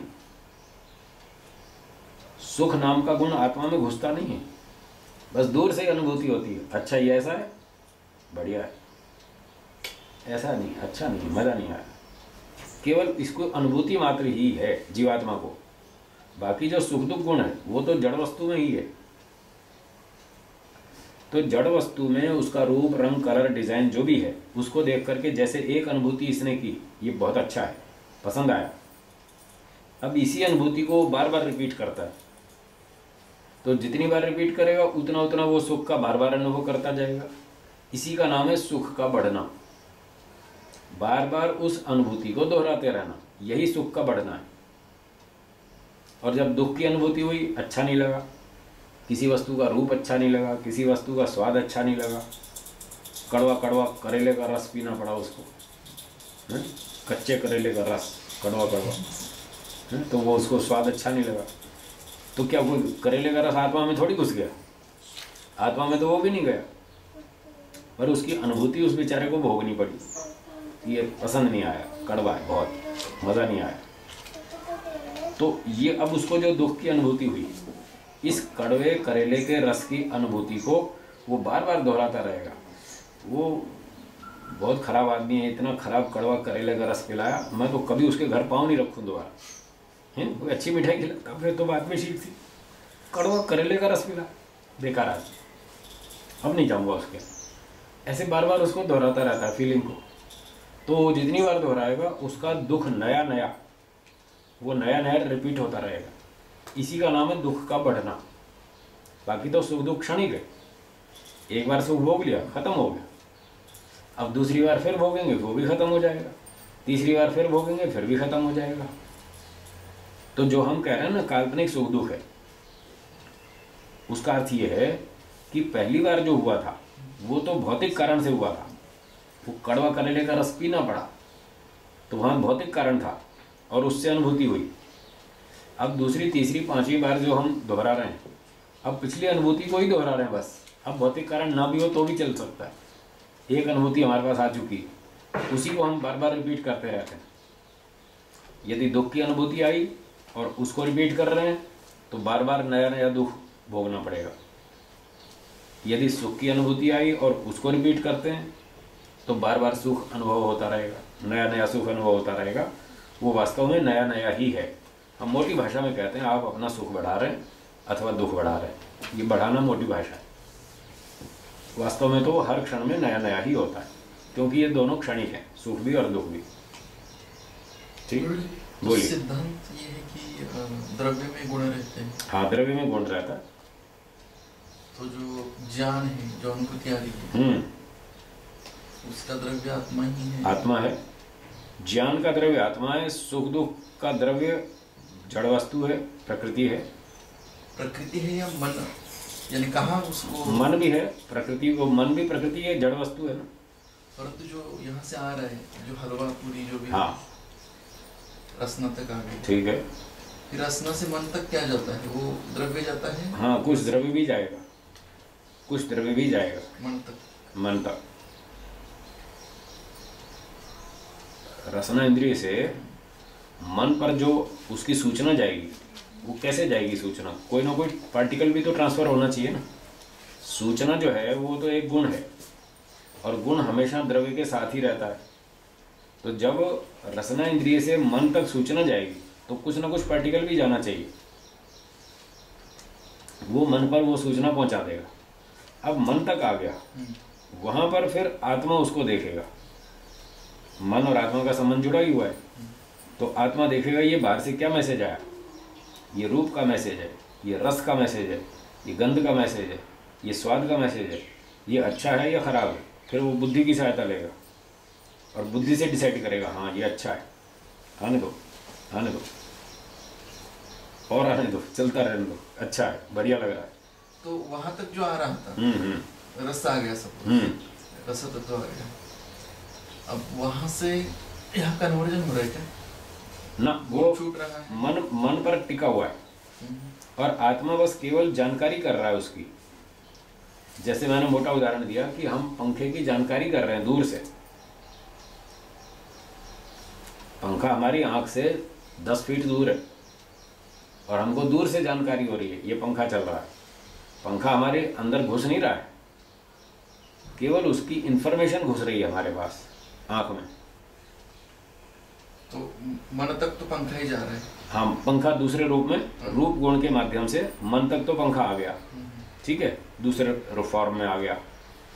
अब वहां से जो जानकारी आत्मा के पास पहुंचेगी, अब वो परमाणु रूप में नहीं होगी, अब मटेरियल के रूप में नहीं होगी, अब केवल जानकारी, इंफॉर्मेशन बस। उसको अनुभूति कहें या ज्ञान कहें, इस तरह से शब्दों से कुछ कहना चाहिए। अब परमाणु आत्मा में ट्रांसफर नहीं होगा। गुलाब जामुन से परमाणु उठेगा, रसना इंद्रिय में आ जाएगा, रसना इंद्रिय से परमाणु उठेगा, मन में आ जाएगा, यहाँ तक तो परमाणु का ट्रांसफर हो जाएगा। पर मन से उठकर आत्मा में ट्रांसफर हो जाए परमाणु, ये नहीं होगा, यहाँ ब्रेक लग जाएगी। अगर आत्मा में परमाणु घुसने लग गए तो आत्मा मोटा हो जाएगा, इसका भी भार बढ़ने लग जाएगा, पर वो बढ़ता नहीं। और शास्त्र में लिखा है चिति शक्ति परिणामिनी अप्रतिसंक्रमा, वो घुलती मिलती नहीं, वो हमेशा अलग ही रहती है। तो ये सारी प्रक्रिया की विचित्रता यही है कि जीवात्मा को भौतिक परमाणु एक भी प्राप्त नहीं होता और जानकारी सब मिलती है। इसी जानकारी के कारण ही वो सुखी दुखी होता रहता है।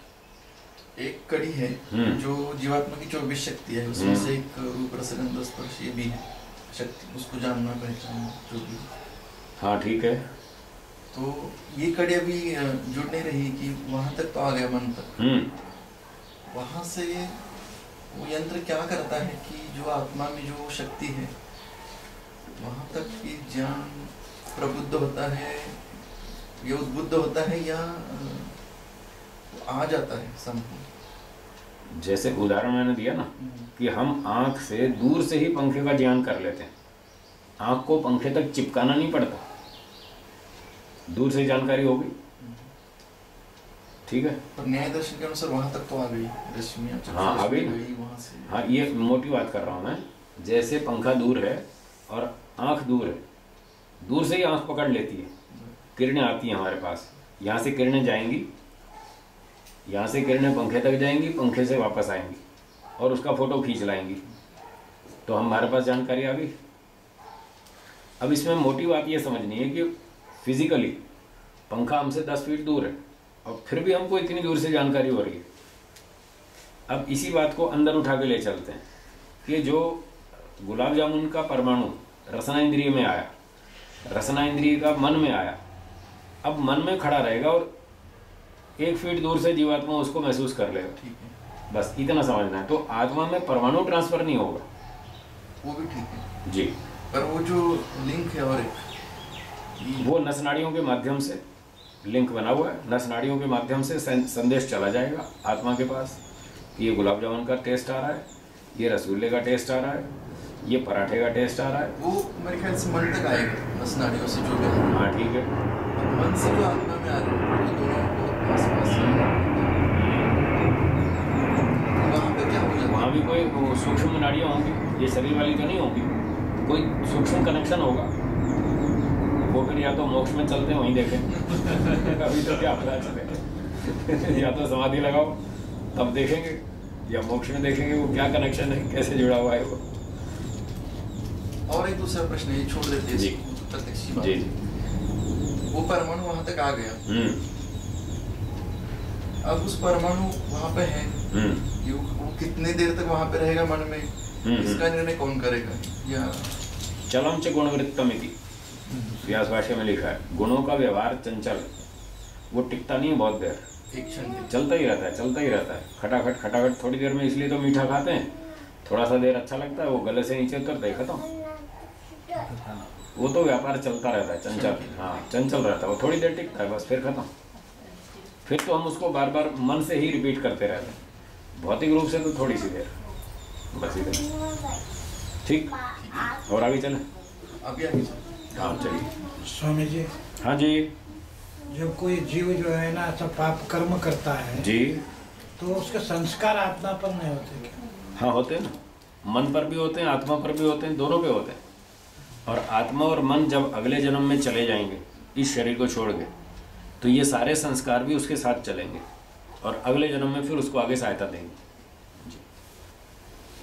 स्वामी जी, हाँ जी, द्रव्य जैसे द्रव्य, हाँ द्रव्य, इसका अर्थ क्या? द्रव्य माने वस्तु, द्रव्य माने वस्तु, पदार्थ, चीज़, ये वस्तु है, इसको द्रव्य बोलेंगे। और इसके अंदर जो विशेषताएं हैं, अंग्रेजी में प्रॉपर्टीज, मटेरियल और प्रॉपर्टी। मटेरियल जो है वो द्रव्य है और प्रॉपर्टी इसकी विशेषता है, ये काले रंग का है, प्लास्टिक का बना है, फिर 14 इंच लंबा है, इधर 10 इंच लंबा है, ये जो इसकी विशेषता है, इस कलर का है, इस डिज़ाइन का है, इस कंपनी का है, छूने में सॉफ्ट है या हार्ड है, ये सारे इसके गुण, इसको गुण कहेंगे, विशेषताओं को गुण, और जो मटेरियल है उसको द्रव्य, ठीक है। गुरुजी, दुख और सुख की अनुभूति कौन करते हैं? मन ही करते हैं ना, आत्मा करता है, मन तो जड़ है, अनुभूति केवल चेतन वस्तु करती है, जड़ वस्तु कोई अनुभूति नहीं करती। मिठास है वो देखो प्रश्न बदल दिया ना कौन महसूस करता है? प्रश्न बदल दिया आपने, पहले आपने सुख दुख का पूछा था, अब मिठास खटास की पूछ रहे। दोनों साथ में हैं। ना ना ना, साथ में नहीं, प्रश्न आपका बदल गया। मिठास अलग चीज है, सुख अलग चीज है। मिठास का संदेश जाता है रसना इंद्रिय से मन के पास और फिर वहां से जाता है आत्मा के पास। सुखी तो आत्मा ही होता है, मन इंद्रियां तो संदेश भेजने वाले नौकर हैं, उसके संदेश वाहक हैं। सुखी दुखी केवल चेतन वस्तु ही होती है, ये सिद्धांत याद कर लीजिए। जड़ वस्तु कभी ना सुखी होती है ना कभी दुखी होती है। एक मनुष्य को फूल हार पहनाओ वो खुश हो जाता है, एक मूर्ति को फूल हार पहनाओ वो खुश होती है? क्यों नहीं होती? वो जड़ है ना। तो जड़ वस्तु को कोई खुशी नहीं होती, उसको एक नहीं 50 फूल हार पहनाओ तो भी खुश नहीं होती, और मनुष्य को एक भी पहनाओ तो खुश होता है। तो चेतन जो आत्मा है वो अनुभूति करता है सुख की भी दुख की भी। अब मन जड़ है, इंद्रियां जड़ हैं, शरीर जड़ है, बुद्धि जड़ है, ये सारी चीज़ें जड़ हैं। ये कोई सुखी दुखी नहीं होते, ये तो खाली संदेश भेजते हैं आगे से आगे, बस इनका इतना ही काम। ठीक, चलिए इसको थोड़ा पूरा कर लें। चलिए, दौर्मनस्यम इच्छा विघातात् चेतसः क्षोभ। ये अगला उपविघ्न है दौर्मनस्यम, दुर्मन हो जाना, मन की स्थिति खराब हो जाना। कैसे होती है? इच्छा विघातात्, इच्छा के विघात होने से, इच्छा पूरी ना होने से। चेतसः क्षोभ, चित्त में क्षोभ होता है, खिन्नता होती है, मजा नहीं आता। ठीक है, मान लीजिए आपने कहा राजेश जी से आप ऑफिस जा रहे हैं, शाम को सब्जी लेते आना। उन्होंने कहा ठीक है ले आऊँगा, और शाम को भूल गए, ध्यान नहीं रहा, कहीं और काम में उलझ गए, सब्जी लाना भूल गए। अब जब घर आए तो आपने पूछा भाई सब्जी लाए क्या? तो मैं तो सब्जी तो भूल गया। जब भूल गया तो फिर आपको क्षोभ होगा, क्या इतना सा एक काम बताया वो भी नहीं करते, भूल जाते हैं, बोला कड़ा तो नहीं। तो होता है ना। तो उदाहरण तो वही होता है जो रोज का घटने वाला उदाहरण तो वही होता है। तो जब हमारी इच्छा पूरी नहीं होती, जैसा हम चाहते हैं वैसा नहीं होता, तो क्षोभ होता है। जब मन में क्षोभ होता है, खिन्नता होती है, तो फिर मन नहीं टिकेगा, फिर ईश्वर में नहीं टिकेगा। इसलिए ये भी बाधक है। तो क्षोभ नहीं होना चाहिए। आपने काम बता दिया, उन्होंने कर दिया तो ठीक है, नहीं किया तो भी ठीक है, अपने आप को ठीक रखो बस। हमारे गुरुजी क्या कहते हैं? ये दुनिया सुधरने वाली नहीं है। तो वो कहते हैं ये दुनिया तो सुधरने वाली नहीं है, तुम अपना ध्यान रखना, तुम मत बिगड़ जाना। तुम अपना ध्यान रखना, तुम दुखी मत हो जाना। अपने अंदर ये संकल्प करके बैठो, ये दुनिया हमारी इच्छा अनुसार काम नहीं करेगी, नहीं करेगी। मान के ही चलो, कर दे तो अच्छी बात है, और ना करे तो पहले से तैयार रहो, ये नहीं करेगी। पर उस घटना में मुझे दुखी नहीं होना, ये आपकी बहुत बड़ी सफलता है। मुझे दुखी नहीं होना, तुम कुछ भी कर लो, उल्टे नाचो, सीधे नाचो, नंगे नाचो, कैसे भी करो, मैं दुखी नहीं होने वाला, तुम कुछ भी कर लो। इतनी तैयारी रख के चले व्यक्ति, बहुत अच्छी तरह जिएगा वो। ये जीने का ढंग। तो ये दौर्मनस्यम, ये भी एक बाधक है, इससे बचना चाहिए। अगला, यद अंगानी ए जयति कंपयति तत् अंग में जयत्वम। ये अगला बाधक है, अंग में जयत्व। जो अंगों को, शरीर के अंगों को ए जयति अर्थात कंपयति, कंपित करता है। शरीर के अंग हिलने लगते हैं। कभी कभी वात रोग के कारण भी वृद्धावस्था में हाथ में कंपन हो जाता है ऐसे, और किसी की गर्दन हिलने लगती है बुढ़ापे में वात रोग के कारण। तो इस तरह से जब कंपन होती है शरीर में, तो जब शरीर ही स्थिर नहीं हुआ तो मन क्या स्थिर होगा? पहले शरीर तो स्थिर होना चाहिए, फिर मन के स्थिर करने की बात आएगी। तो जो अंग में जयत्व है, शरीर के अंगों को कंपाता रहता है, हिलाता रहता है, तो उससे भी मन एकाग्र नहीं होगा, मन नहीं टिकेगा। इससे भी बचना चाहिए, ये भी एक बाधक है। आगे पढ़ते हैं, प्राणो यद बाह्यम वायुम आचामति सश्वासः यत् कौष्ठ्यम वायुम निस्सारयति सप्रश्वासः। तो प्राण एक शक्ति का नाम है। यहाँ इस पंक्ति में प्राण एक शक्ति है जीवात्मा की। वो बाह्यम वायुम आचामति, बाहर से वायु को अंदर खींचती है, उसका नाम है श्वास। तो बाहर से वायु अंदर आई, वो श्वास हो गया। यद कौष्ठ्यम वायुम निस्सारयति, जो पेट की वायु को बाहर निकालते हैं अंदर की, उसका नाम प्रश्वास हो गया।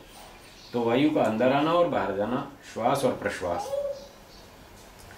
कहते हैं जब ये नियंत्रण में नहीं रहते, श्वास प्रश्वास, और सांस तेज तेज चलती है, किसी किसी को दमे का रोग हो जाता है और वो ऐसे ऊंचे ऊंचे सांस लेता है, जोर जोर से लेता है, उसका श्वास पे कंट्रोल नहीं रहता, तो उसका भी मन नहीं टिकेगा, उसका श्वास पे ही कंट्रोल नहीं है। तो श्वास के साथ मन का संबंध है, श्वास पर नियंत्रण है तो मन पे भी आ जाएगा, श्वास नियंत्रण में नहीं है प्रश्वास, तो मन भी नियंत्रण में नहीं आएगा, तो वो भी बाधक बनेगा। इस तरह से श्वास को भी नियंत्रण में रखना चाहिए। आराम से बैठो, सांस धीरे धीरे लो, अच्छी तरह मन को टिकाओ ईश्वर में, तो उपासना ठीक हो पाएगी। तो इस प्रकार से बताया दुख, दौर्मनस्य, अंगमेजयत्व और श्वास प्रश्वास, ये 4 विक्षेपों के साथी हैं। अंतिम वाक्य है एते विक्षेप सह भुवः विक्षिप्त चित्तस्य एते भवन्ति। ये विक्षेपों के साथी हैं और विक्षिप्त चित्त वाले व्यक्ति को ये भी हो जाते हैं। व्याधि स्त्यान आदि हो तो साथ साथ ये भी हो जाएंगे, दुख भी आ जाएगा, दौर्मनस्य भी हो जाएगा। इस तरह से ये सारे बाधक बनते रहते हैं। और अंत में कहा समाहित चित्तस्य एते न भवन्ति। तो जिसका मन एकाग्र है, शांत चित्त बैठा है और पीछे वाले व्याधि आदि दोष नहीं है, बाधक नहीं है, तो उसको ये भी नहीं होंगे। ये तो उनके साथ साथ हैं पड़ोसी, जिसको कहते हैं ना एडिशनल। एक एडिशनल मजिस्ट्रेट होता है, एक ओरिजिनल मजिस्ट्रेट होता है, तो ये तो एडिशनल है। अगर पहले वाले हो गए तो ये भी साथ हो जाएंगे, पहले वाले बाधक नहीं है तो ये भी नहीं होंगे। तो अपने मन का अच्छी तरह से नियंत्रण रखें, ईश्वर में ध्यान लगाएं, ईश्वर प्रणिधान करें, तो ये सारे के सारे बाधक और उपविघ्न सब के सब हट जाएंगे। ये ईश्वर प्रणिधान का फल हो। ठीक है जी, यहाँ विराम देते हैं। एक बार ओम बोलेंगे लंबे स्वर से।